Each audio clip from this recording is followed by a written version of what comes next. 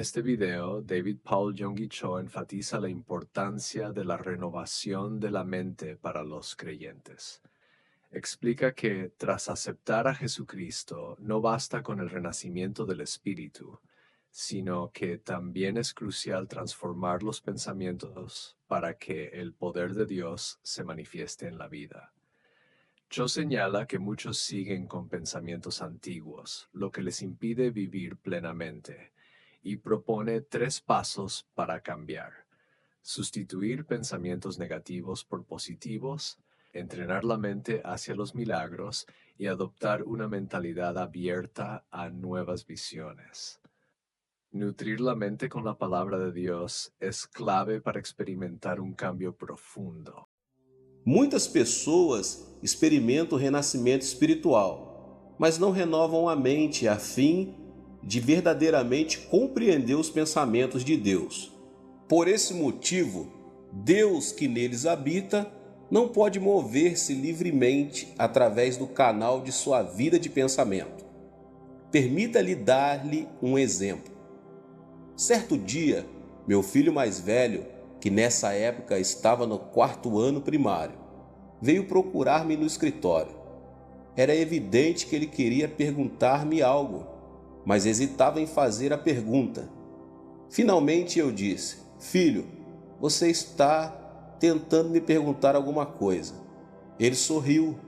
"Pai, se eu lhe fizer uma pergunta estranha, o senhor vai ficar com raiva?" "É claro que não vou ficar com raiva", assegurei-lhe. "Vamos, diga." "Bem, pai", continuou ele, "o senhor tem permissão de mentir para a sua congregação?" "Quando foi que eu menti?" perguntei. Ele sorriu. "Já o ouvi, pai, dizer uma mentira repetidas vezes à sua congregação." Eu estava chocado. Se meu filho desconfiava de mim, então quem confiaria em mim? "Filho", disse eu, "sente-se aqui e diga-me quando foi que eu disse uma mentira." "Papai, tantas vezes o senhor diz à sua congregação que se encontra com Deus, de modo que fiquei curioso. Todo sábado eu ficava fora da porta de seu escritório, ouvindo quando o senhor preparava seus sermões. E às vezes abria a porta um pouquinho para ver se o senhor realmente estava conversando com Deus aí.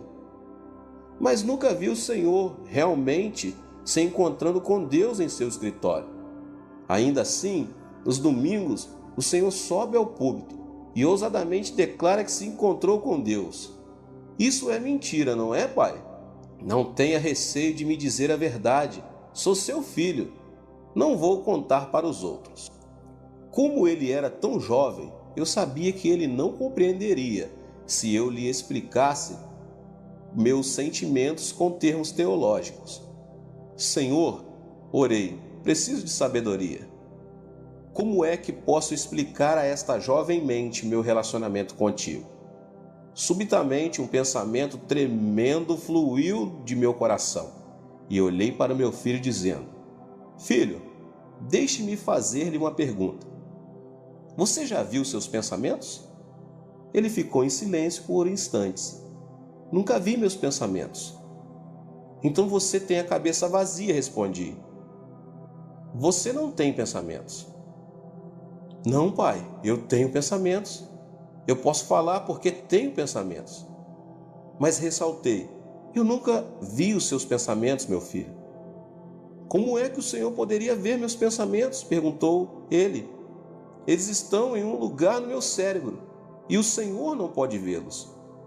"Bem, então disse eu ao meu filho: embora você não possa vê-los, você realmente tem pensamentos, não tem?" "É claro, papai", respondeu ele. "Bem", expliquei, "encontro-me com Deus embora você não possa vê-lo com os olhos. Deus é como seus pensamentos. A Bíblia diz que Deus é o Verbo." "Filho, o que é o verbo ou a palavra?"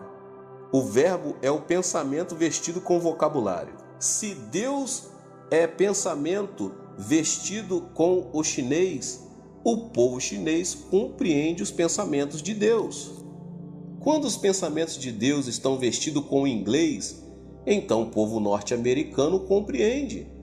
Quando os pensamentos de Deus vêm a nós vestidos em coreano, o povo da Coreia compreende.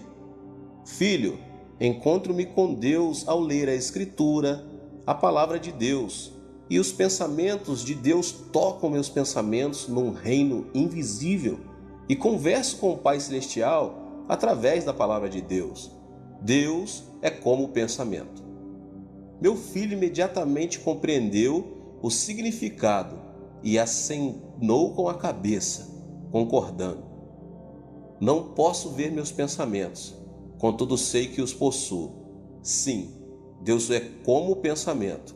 Não posso vê-lo, mas ele está aí. Estou satisfeito. Sinto muito, papai, por tê-lo compreendido mal. Quando meu filho saiu, levantei-me e louvei ao Senhor. Pai, temia que ele não compreendesse, mas compreendeu. Entretanto, sei que não mais eu, mas o Espírito Santo que me ajudou a ter as palavras com que explicar sua maravilhosa presença. Agora deixe-me fazer uma pergunta. Com que se parece Deus? Deus possui forma? Ele se parece com o ser humano? Como se pode explicar a presença de Deus? Deus é como o pensamento. Se você não tiver nenhum pensamento, então Deus não terá o canal através do qual falar a você. Você não pode tocar Deus com as mãos. Você não pode respirar Deus como se respira o ar. Deus não pertence ao mundo dos sentidos. Você somente pode encontrar-se com Deus através da arena devida de pensamento. Os pensamentos de Deus vêm mediante sua palavra ou através do seu Espírito Santo. Os pensamentos de Deus tocam os pensamentos e é aí que você se encontra com Ele. De modo que se você não renovar sua vida de pensamento e se não renovar sua mente após a conversão, então Deus não pode realmente manifestar-se a você. Muitas pessoas ainda vivem com suas mentes antigas depois da conversão. Esta maneira antiga de pensar é limitadora. Desta forma, Deus fica limitado pelo tipo errado de vida de pensamento. A fim de andar intimamente com Deus, é preciso que você renove sua mente e seus pensamentos. Se você não renovar seus pensamentos, Deus não pode descer e ter comunhão com você. Deus não habitará em uma mente poluída, assim como peixes e pássaros não permanecem num lago poluído. É preciso que você renove seu pensamento para que a fé possa surgir através da sua vida de pensamento. A fé simplesmente não surge do seu espírito interior.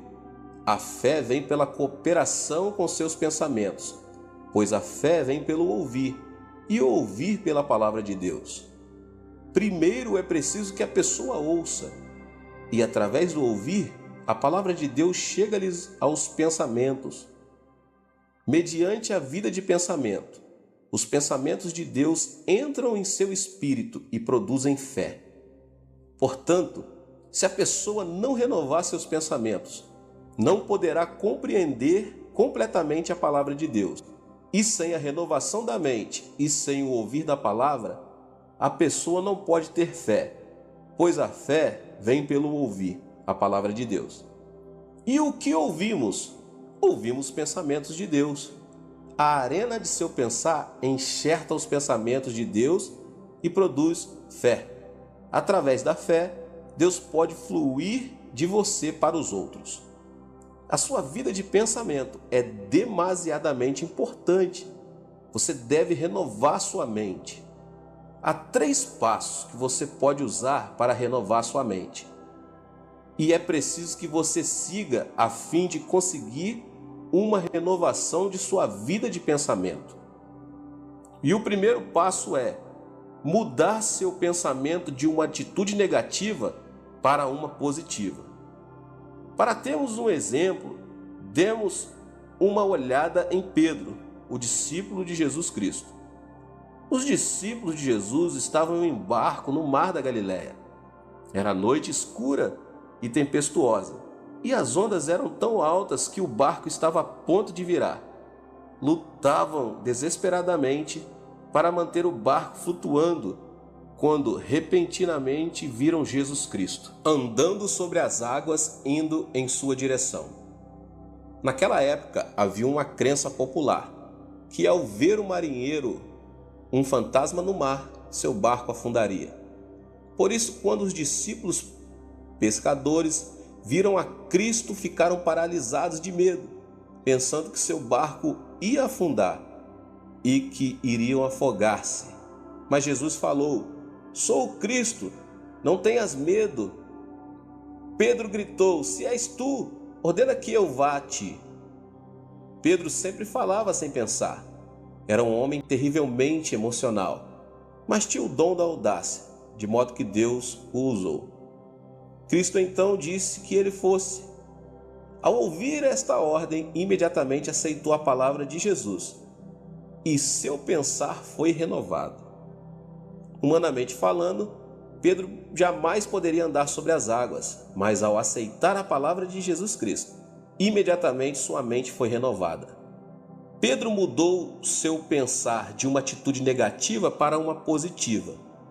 Pedro jamais acreditaria poder andar sobre as águas, mas ao ouvir o mandamento de Jesus e aceitar essa ordem, mudou seu pensamento. Creu que podia andar sobre as águas, mudou seu pensamento, e os homens sempre agem de acordo com seus pensamentos. Quando Pedro renovou seus pensamentos, quando creu que podia andar sobre as águas, agiu de acordo com isto e saltou fora do barco. A noite continuava escura e tempestuosa, e as ondas muito altas, mas Pedro arriscou audazmente sua vida, lançando-se ao mar pela fé, e começou a andar sobre as águas. Os milagres sempre seguem uma mente renovada. Quando percebeu que podia andar sobre as águas, Pedro enfrentou as ondas. Seus pés molhavam-se com a espuma. Deu passo sobre a crista das ondas. Estava andando sobre as águas. Mas subitamente olhou a seu redor. Viu os negros vales criados pelas ondas e começou a voltar a seu antigo modo de pensar. "Olhem para mim", pensou ele. "Não sou eu um ser humano? Estou andando sobre as águas e não podemos fazer isso. Nós, os seres humanos, devemos andar na terra, não na água. Não sou um peixe, mas olhem para mim. Estou andando sobre as águas. Isso está errado. É-me impossível fazer isso." Ele mudou seu padrão de pensamento. Pensou que não podia andar sobre as águas e instantaneamente começou a afundar-se. Deus relaciona-se com cada um de nós através de nossa vida de pensamento. Quando Pedro recebeu a palavra rema de Cristo, renovou seu pensamento e por isso pensou que podia andar sobre as águas e andou. Mas ao mudar seu pensamento e pensar ser isto impossível, imediatamente começou a afundar-se. Este é um conceito muito importante, pois segundo o pensar dos homens também será sua ação. Se você pensa ser um rei ou uma rainha, agirá como rei ou como rainha. Se você pensa ser indigno e não ter valor nenhum, então agirá como se fosse indigno e que não tem valor nenhum. De modo que é vital que renovemos nossos pensamentos e pensamentos positivamente. Permita-me ilustrar este ponto com um exemplo real.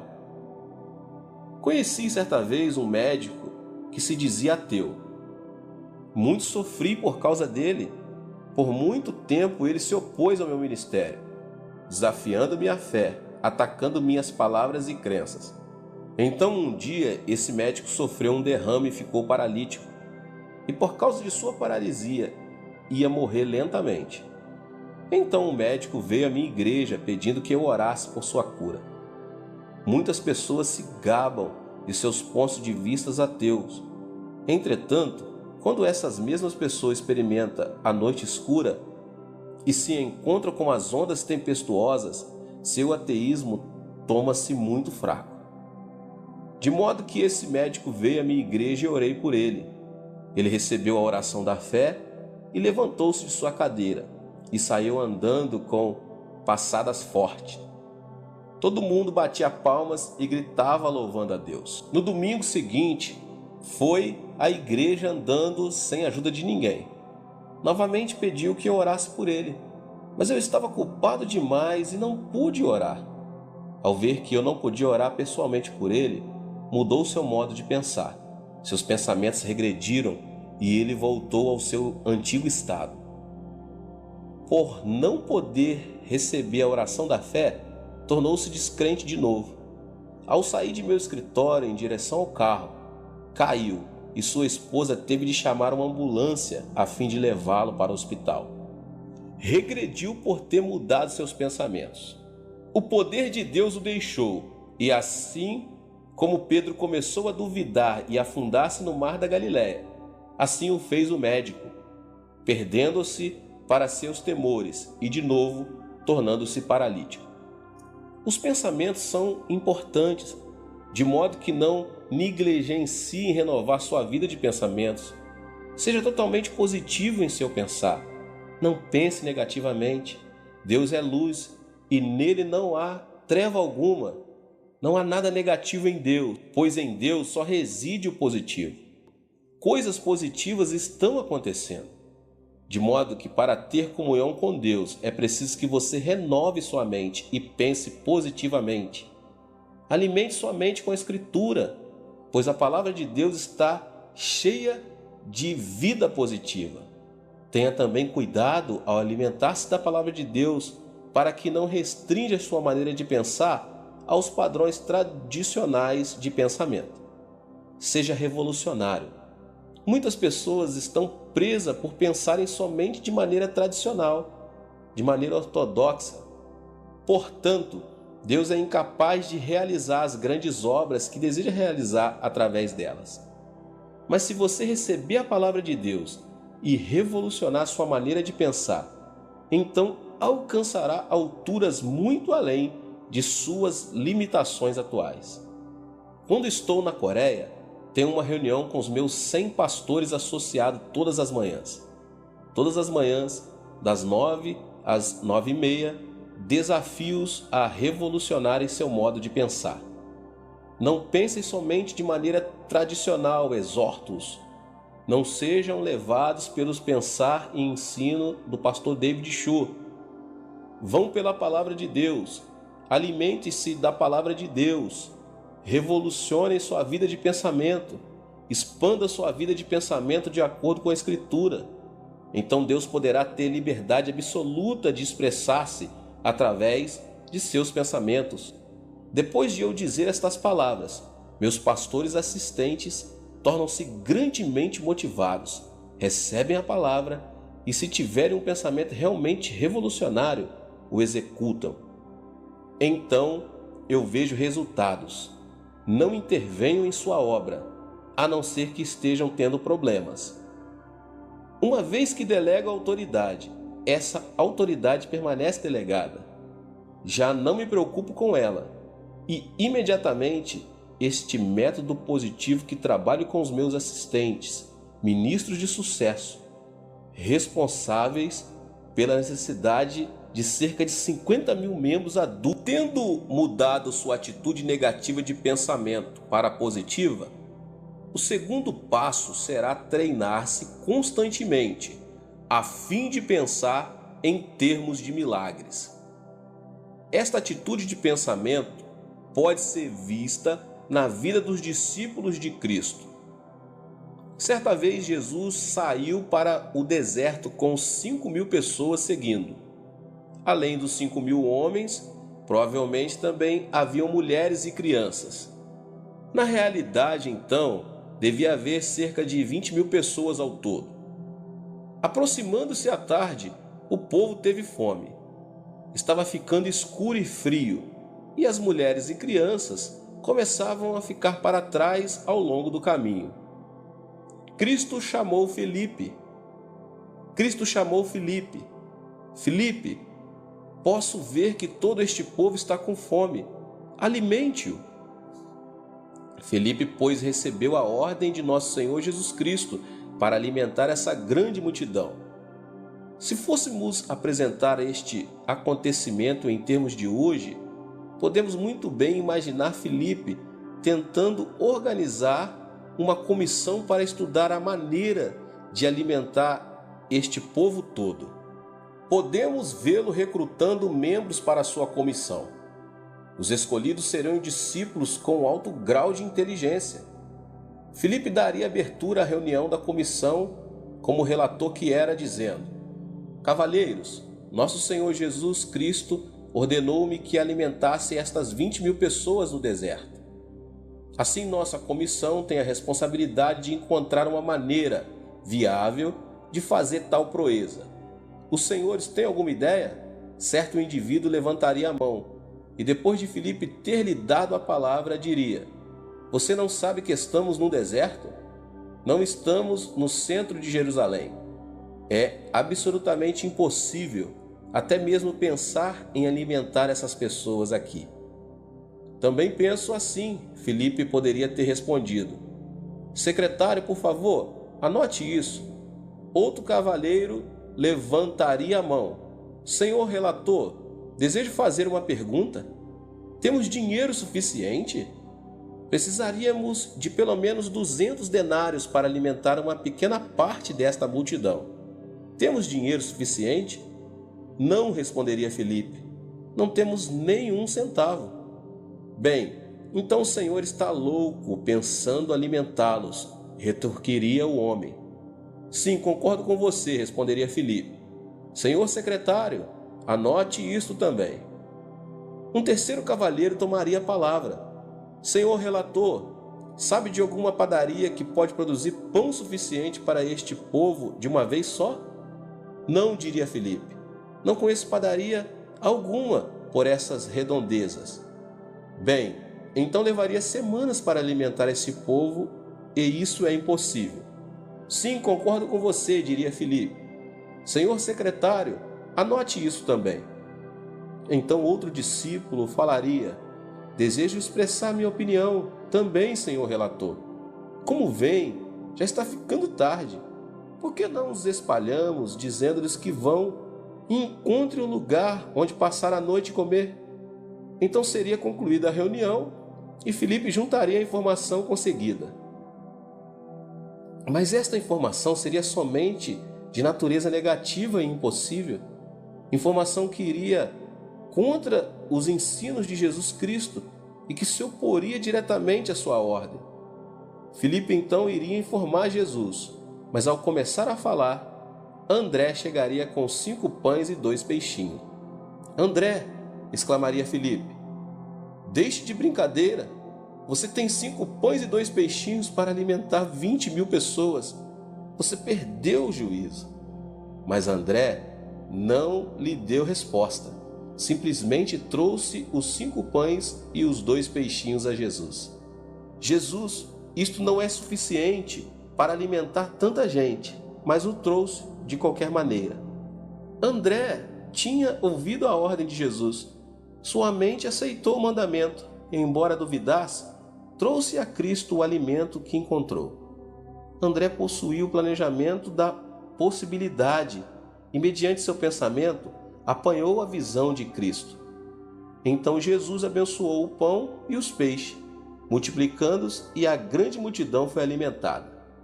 Todos os cristãos pertencem a Cristo, mas em Cristo há 2 escolas de pensamento, a escola de Filipe e a escola de André. Infelizmente, muitas igrejas pertencem à escola de Filipe, falam somente acerca do impossível, clamam que estamos num deserto e que é tarde demais e que as pessoas não podem ser alimentadas. Falam com pouca fé, falam do impossível. A que escola pertence você? Sei que muitos vão à escola e universidade diferentes. Mas a que escola pertence você no que diz respeito à sua vida de pensamento? Você pertence à escola de Filipe ou à escola de André? Quando Deus me falou ao coração em 1969, dizendo-me que construísse uma igreja para acomodar 10.000 pessoas, fiquei apavorado. Em todos os instantes sentia-me como Filipe. Conversei com o corpo diaconal e todos pensavam como os discípulos de Filipe. Diziam-me ser impossível. Ao falar novamente com meus 600 diáconos, descobri que todos eles pensavam da mesma maneira, de modo que eu também me uni à escola de Filipe. Fui a Jesus e disse-lhe que não podia construir a igreja. Mas em meu coração Jesus ordenou: não pedi que você fosse conferenciar com os anciões e diáconos. Disse-lhe que construísse a igreja. Senhor, respondi, sabes que não tenho com o que construir. Será preciso muito mais dinheiro do que disponho no presente. Então, através do Espírito Santo, Jesus falou ao meu coração: o que você tem que poderia dar pessoalmente? Em meu coração, sabia o que ele estava pedindo, mas recusava-me a reconhecer seu pedido e disse: Jesus, não me peça que eu faça isso. Casei-me com 30 anos de idade e todos estes anos tenho economizado dinheiro a fim de construir uma linda casa e dá-la à minha esposa. Mas o Senhor respondeu: dê o que você possui. Pai, são somente $20.000, clamei. Isso não pode construir a igreja e o complexo de apartamentos.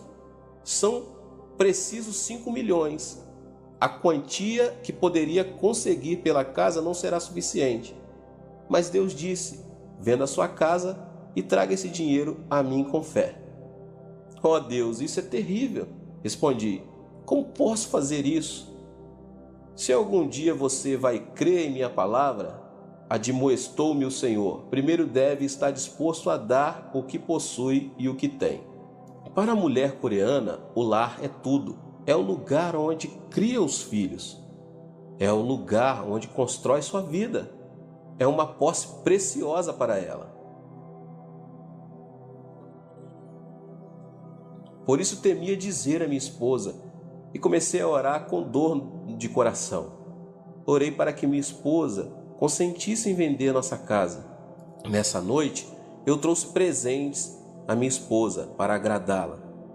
Por que você está me dando presentes? Perguntou ela. Você está preocupado que não o ame mais? Mas ficou contente e preparou a refeição vespertina alegremente. Oh, louvado seja o Senhor, respondi. Estou tão feliz por tê-la escolhido. Se Deus me pedisse que escolhesse outra garota, ainda escolheria você. A cada dia que passa, você torna mais linda para mim. Depois de alguns instantes, pensando ter chegado o momento certo, disse: querida, tenho um grande problema. Olhou para mim preocupada e disse: conte-me. Vamos construir uma enorme igreja com assentos para 10.000 pessoas, disse-lhe. Vai custar $5 milhões. E estive orando a esse respeito e o Espírito Santo falou no meu coração, dizendo que eu devo conseguir o dinheiro para a construção e que devo começar com o meu próprio lar. Deus deseja que lhe entreguemos 5 pães e 2 peixinhos. E esses 5 pães e 2 peixinhos são nossa casa. Minha esposa ficou pálida. Depois, olhando-me dentro dos olhos, disse: esta casa é minha, não sua. Não ouse tocar nesta casa. Pertence a mim e a meus filhos. Você não pode abrir mão dela. Sua reação foi a que eu temia. Então fui ao Senhor em oração. Senhor, fiz o que podia. O resto é com o Senhor. Envia teu Espírito Santo a fim de transformar-lhe o coração para que ela se renda.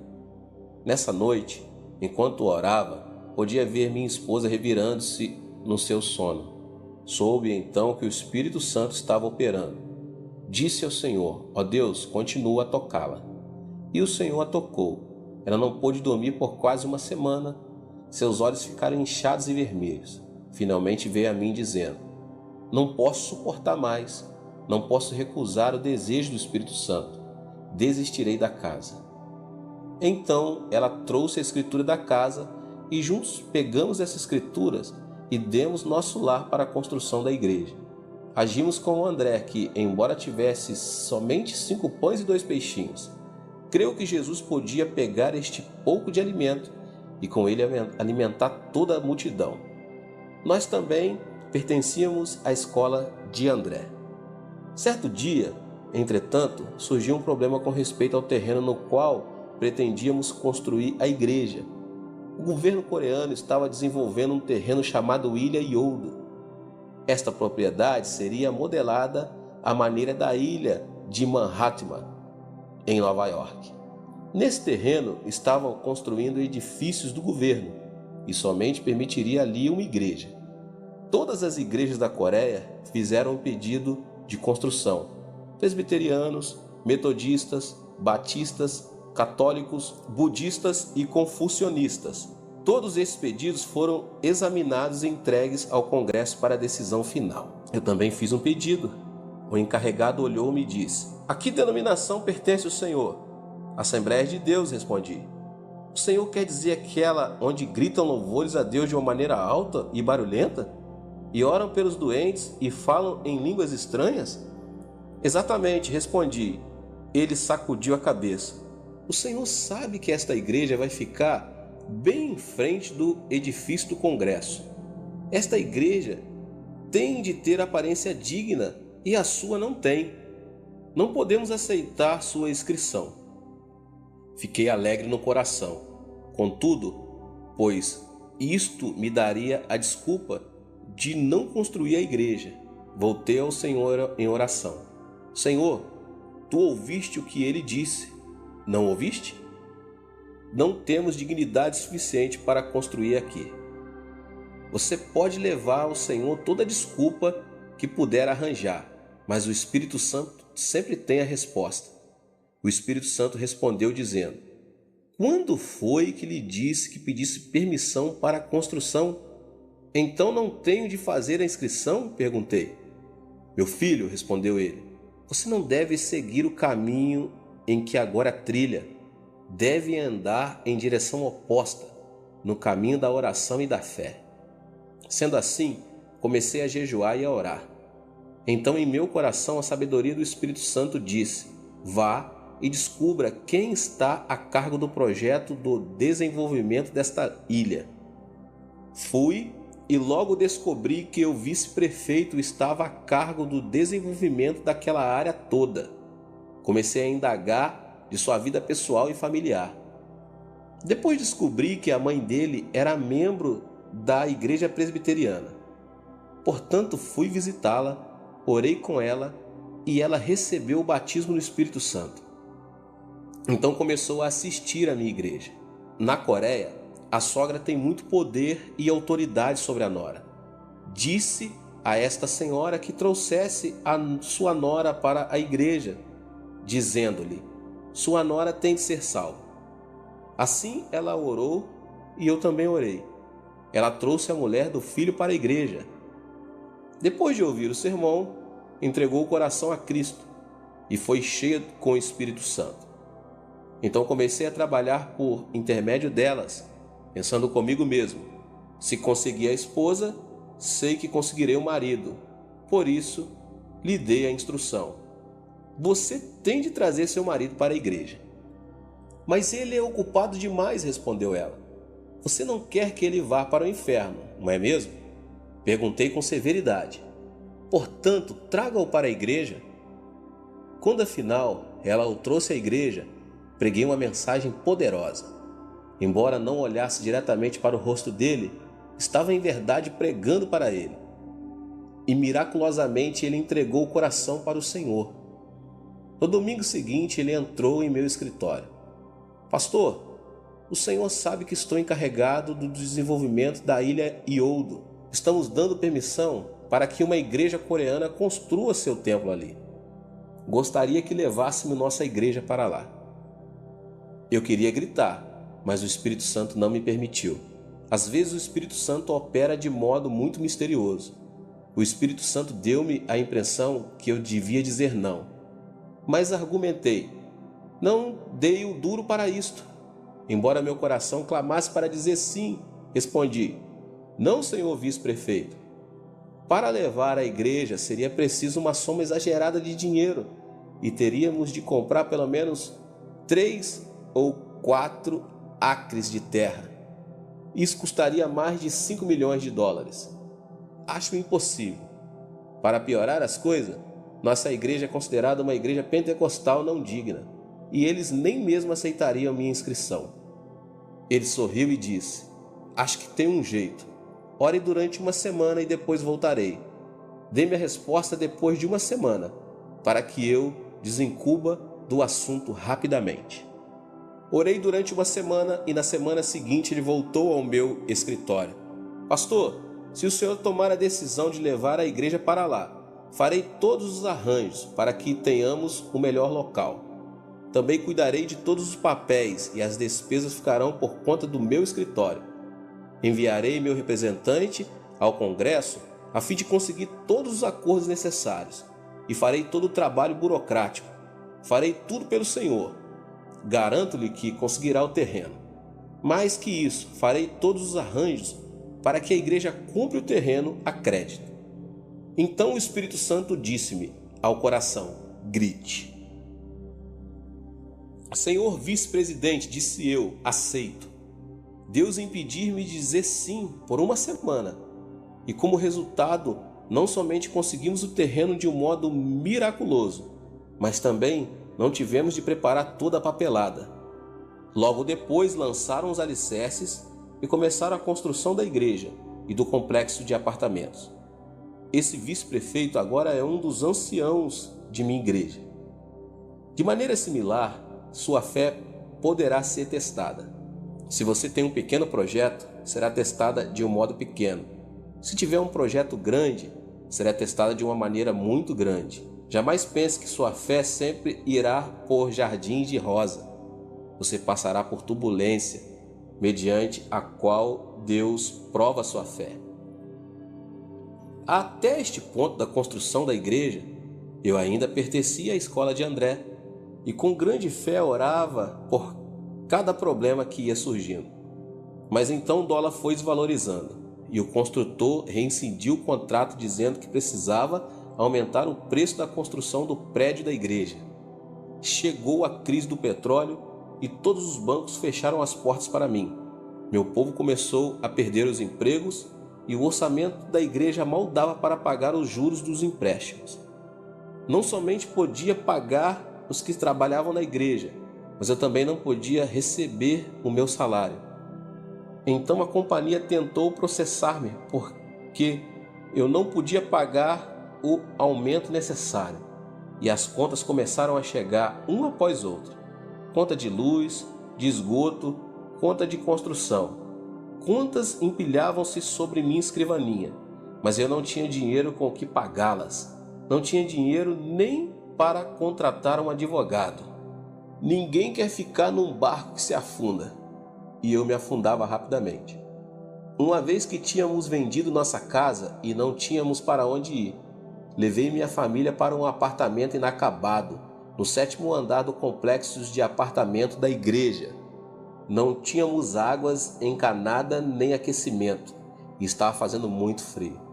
Todas as noites eu ia para o apartamento vazio e todas as noites tremíamos de frio. Não tínhamos alimentos e tudo parecia tão escuro. Estava chegando ao fundo. Logo me tornei um discípulo de Filipe. Disse a mim mesmo: sim, cometi um erro. Eu nunca deveria ter acreditado em Deus dessa maneira. Devia ter pensado com o padrão tradicional e não devia ter começado a andar sobre as águas. A coisa toda a respeito da fé é falsa.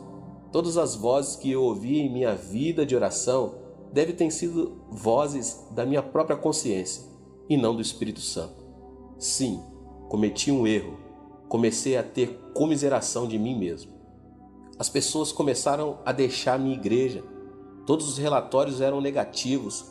Minha família até mesmo começou a ter dúvida a meu respeito. Tudo parecia impossível.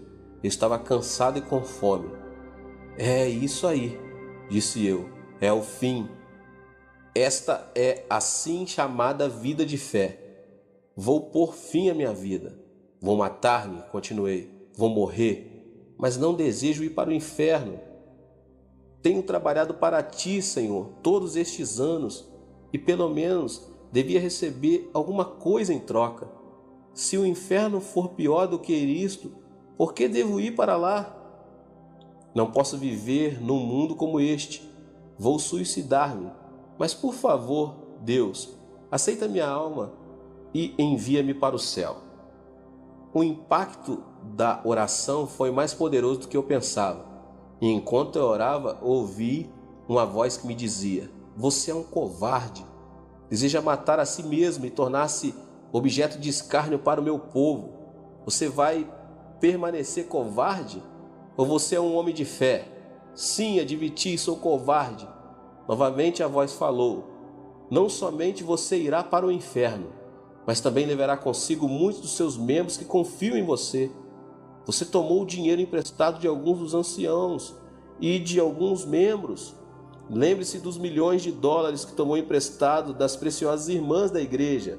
Todos eles confiaram em você. Agora você quer se matar, cometer suicídio. Você causará uma reação em cadeia. Por causa da sua covardia, muitos perderão a fé, terão lares desfeitos e alguns também cometerão suicídio. Que repercussão você fará sentir no mundo cristão? Estas palavras derramaram-se em meu coração. Caí de joelhos chorando. Ó Deus, então o que posso fazer? Por que não me deixas morrer? Deus respondeu: você não pode morrer, pois precisa perseverar. Precisa ter todas as dívidas pagas. Todas as dívidas do povo devem ser saldadas. Levantei-me, deixei o 7º andar e fui para o meu escritório. Ajoelhei-me e clamando, chorando. As novas de minha condição desesperada começaram a espalhar-se entre o povo. Subitamente, experimentaram o reavivamento da fé, inclusive os que tinham saído da igreja. Salvemos nosso pastor, clamaram. Salvemos um homem de Deus. Assim teve início um grande movimento chamado Salvemos Nosso Pastor. Era um inverno muito frio e não tínhamos aquecimento, mas as pessoas começaram a lotar, os milhares. O primeiro andar da igreja inacabada, milhares também oravam e jejuavam muitos dias em seguida.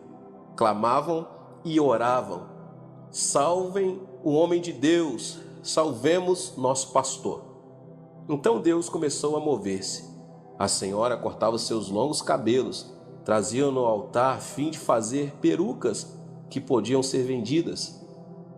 Certo dia, em uma cena especialmente comovedora, uma senhora de 80 anos de idade, que não tinha filhos, nenhum sustento, mal podendo viver com a ajuda do governo, veio à plataforma chorando e tremendo.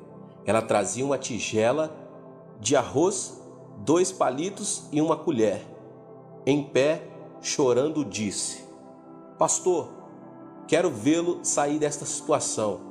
Quero vê-lo receber ajuda, pois seu ministério foi uma bênção tão grande para mim por tantos anos. Quero fazer algo, mas não tenho dinheiro. Eis tudo o que tenho: esta velha tigela, esses 2 palitos e esta colher. Desejo dar tudo para o serviço do Senhor. Posso usar papelão como prato e posso comer com as mãos. Meu coração foi despedaçado.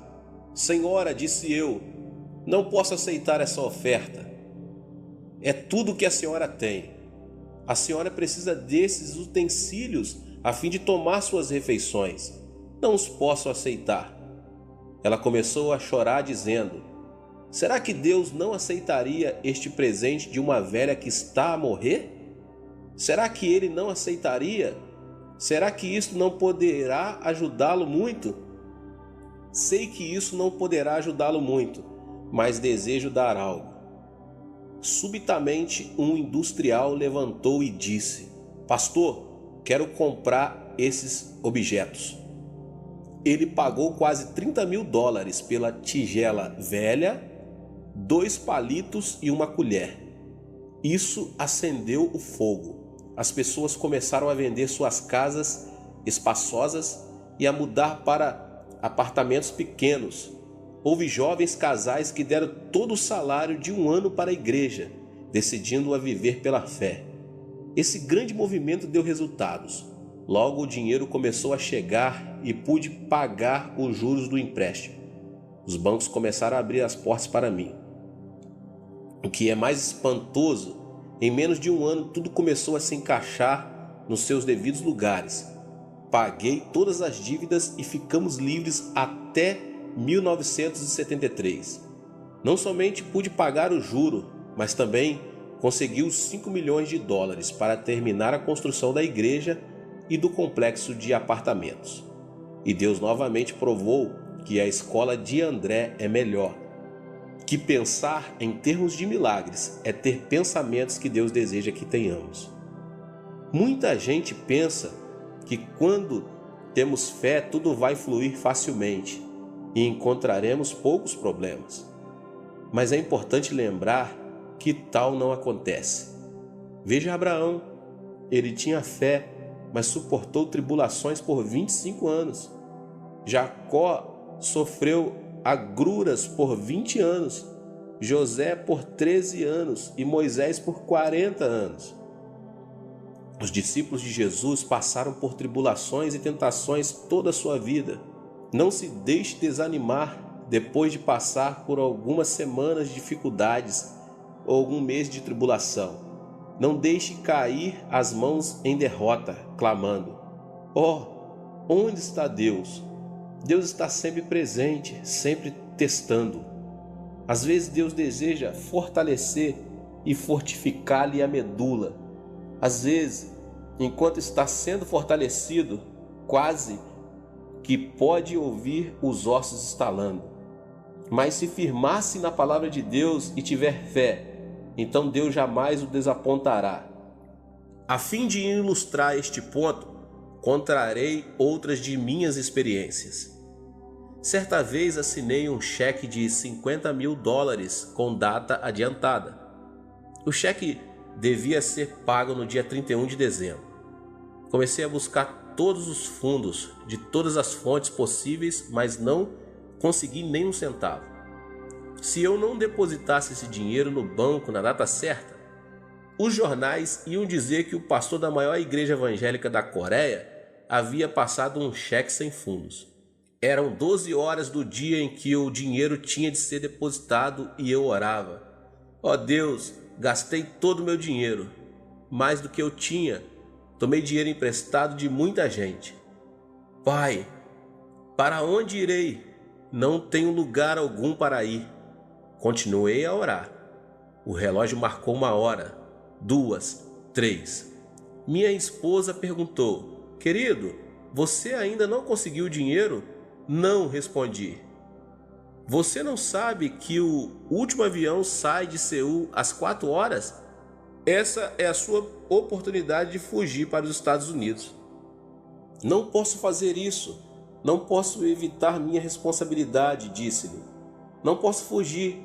E se o fizer, mancharia o nome de Jesus Cristo. Prefiro enfrentar o que quer que aconteça aqui na Coreia, a fugir do país." O banco fechava-se às 6 e já era às 5. Estava desesperado. Não podia ficar sentado nem de pé. Ficava a andar para cima e para baixo como um leão enjaulado. Orei de novo: "Ó Deus, por favor, vem ajudar-me." Subitamente o Espírito Santo fez que uma ideia fluísse através de minha mente. Eu devia ir ao presidente do banco e ousadamente pedir-lhe que me desse um cheque de 50 mil dólares. "Pai", respondi, "devo estar perdendo o juízo.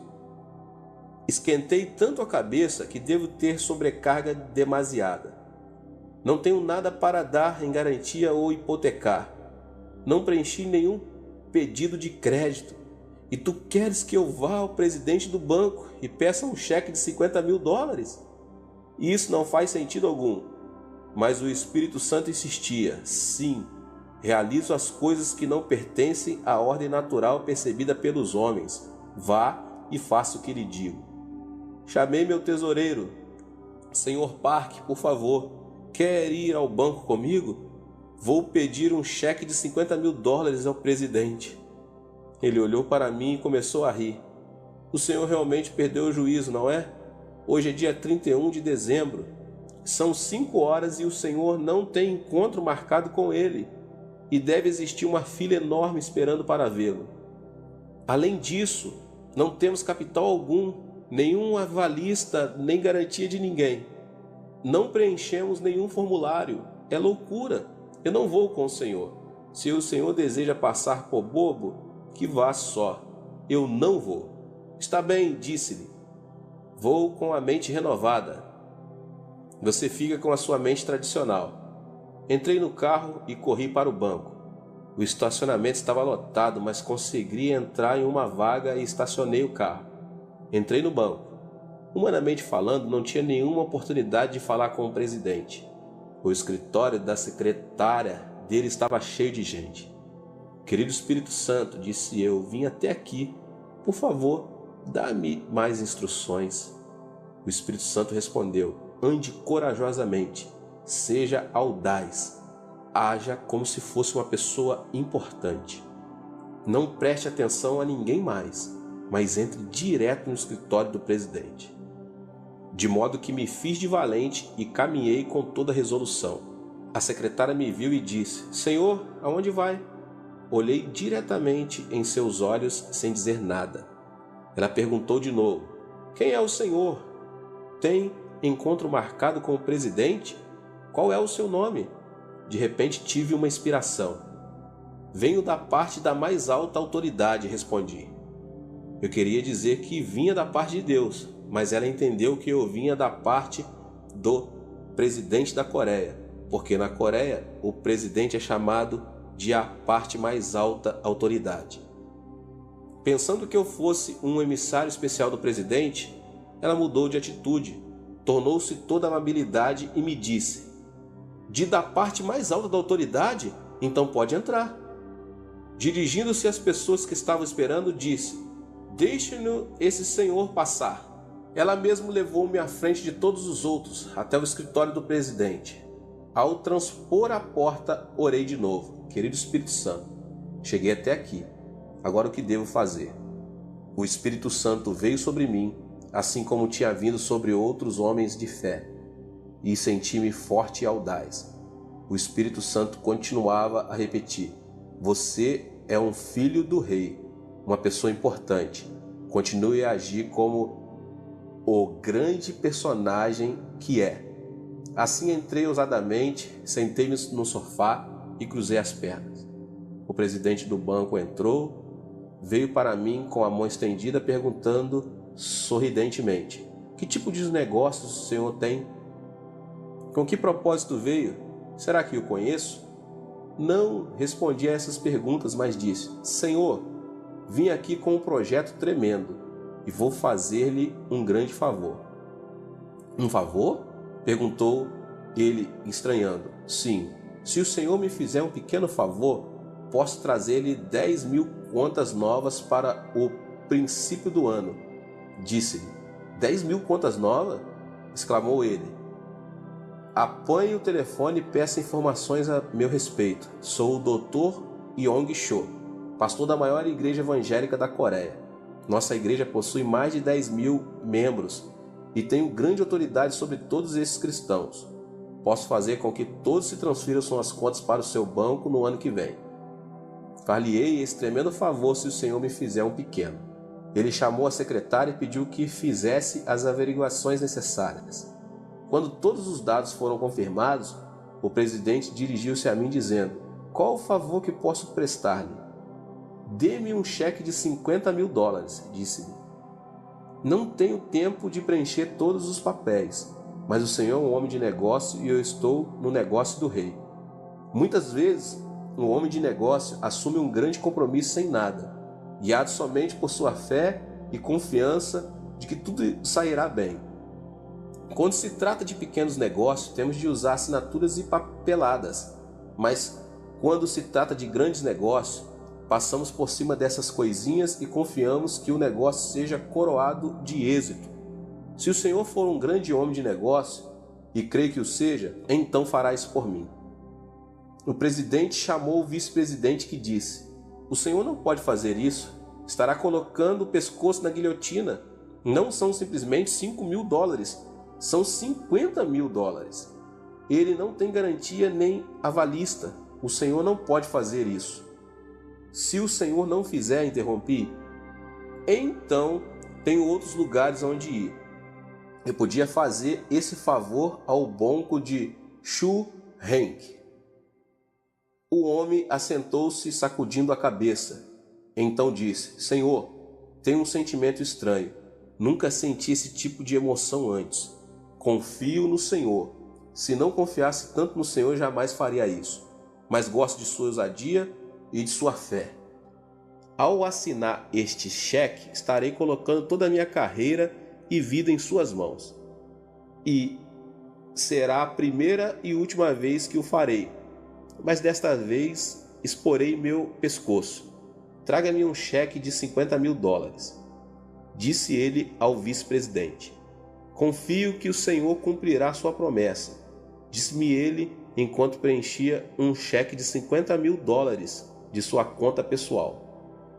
Ao sair do escritório, com o cheque nas mãos, parecia que eu tinha 3 metros de altura. Uma vez mais eu estava na escola de André. Depositei o dinheiro justamente às 6 horas, enquanto o banco se fechava, e me salvei. Muitas vezes Deus opera até o último instante. Uma vez que você renove sua mente e aprenda a andar com Deus, então deve persistir até o último momento. Não se deixe apavorar. Renove sua vida de pensamento. Não fique restringido pelo pensar tradicional. Estude a palavra de Deus. Esse é o livro-texto com o qual você pode renovar a mente e enchê-la. Esta é uma pregação com a qual você pode renovar a sua mente e enchê-la de pensamento positivo e aprender a pensar em termos de milagres. O terceiro passo para uma mente renovada é que ela seja orientada para o êxito. Você deve permear sua mente com a consciência da vitória e com uma abundância de consciência. Deus jamais falha, de modo que se você estiver recebendo os pensamentos de Deus, sempre terá êxito. Deus jamais perde uma guerra, Ele é o vencedor eterno. Você deve ter a consciência da vitória. Deus jamais tem falta de coisa alguma. Você deve ter a abundância da consciência. Esta conscientização é importante. Se você tiver a conscientização da enfermidade, pobreza, doença e fracasso, Deus nunca poderá operar. Deus é o seu socorro, sua abundância, seu êxito. Deus é sua vitória. Se duas pessoas não estiverem de acordo, como poderão trabalhar juntas? Para andar e trabalhar com Deus, você deve, pois, enxertar os tipos de consciências de Deus à sua própria. Renove sua mente. Pense constantemente em termos de sucesso, vitória e abundância. Tendo renovado completamente seu processo de pensamento, então receberá a palavra rema de Deus. Ousadamente, assimile a palavra de Deus em sua vida de pensamentos. Por meio da oração, produza fé. Por meio da fé, poderá andar com a cabeça erguida. Ore somente para o Senhor. Embora não possa sentir nada, embora possa não tocar nada, embora seu futuro possa parecer escuro, ainda assim não tenha medo. Você está vivendo pelo conhecimento revelado. Está vivendo com novos pensamentos. Pensamentos de Deus, pensamentos de sua palavra, a Bíblia. Jesus Cristo é o mesmo ontem, hoje e para sempre.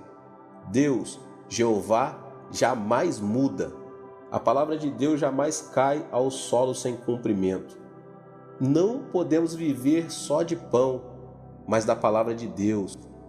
Somos os filhos justificados de Deus e devemos viver pela fé. Em Jesus Cristo não há diferença de cor ou raça. Todos nós pertencemos a uma única raça, a raça de Jesus Cristo. Vivemos pelo seu pensar. Portanto, renove sua mente e reeduque sua vida de pensamentos. Pense grande, tenha grandes objetivos. Você tem uma única vida para viver. Por isso, não se arraste no pó. Não viva com a consciência de fracassos. Sua vida é preciosa para o Senhor. Você deve alguma boa contribuição a este mundo. Jesus Cristo habita gloriosamente em cada cristão. Portanto, você tem recursos inesgotáveis em seu íntimo. Cristo é tão poderoso hoje quanto foi há 2000 anos atrás. Você pode renovar seu pensamento enxertando os pensamentos de Cristo em seu coração, pensando positivamente, pensando em termos de milagres, desenvolvendo uma orientação ao êxito, à vitória e a uma consciência de abundância. Isso dá-lhe o fundamento do qual ver a palavra de Deus em sua mente, renovando por completo. Então você verá ocorrer grandes milagres. Efésios 3:20 diz: Ora, aquele que é poderoso para fazer infinitamente mais do que tudo quanto pedimos ou pensamos, conforme o seu poder que opera em nós. Chamo a isto de a lei de pensar e pedir. Muitas pessoas pensam que receberão pelo simples pedir. Deus dá resposta mediante sua vida de pensamento, infinitamente mais do que tudo quanto pedimos ou pensamos. O que você pensa? Você pensa pobreza? Você pensa doença? Pensa impossibilidade? Pensa negativamente? Pensa fracassos? Se orar dessa maneira, Deus não terá o canal pelo qual fluir. Qual é a sua vida de pensamento? Você renovou sua vida de pensamento? Deus está disposto a trabalhar abundantemente em sua vida, mas será por seu meio de renovação de seus pensamentos. Você deve ler a Bíblia, não a ler por costume ou prescrição religiosa. Não lê a Bíblia propondo novas formas legalistas de viver. Não leia a Bíblia por tradição histórica. Leia para alimentar a sua mente e mudar, portanto, toda a ordem de seus pensamentos, para renovar totalmente sua vida de pensamentos. Encha o seu pensamento com a palavra de Deus. Então Deus poderá fluir livremente através de sua vida e fazer por seu intermédio grandes coisas para a sua glória. Deus abençoe a todos. Esse foi o término aqui desta série. Não se esqueça aqui de se inscrever no canal, ativar as notificações. Que Deus te abençoe grandemente, poderosamente, em o nome de Jesus. Nos vemos nos próximos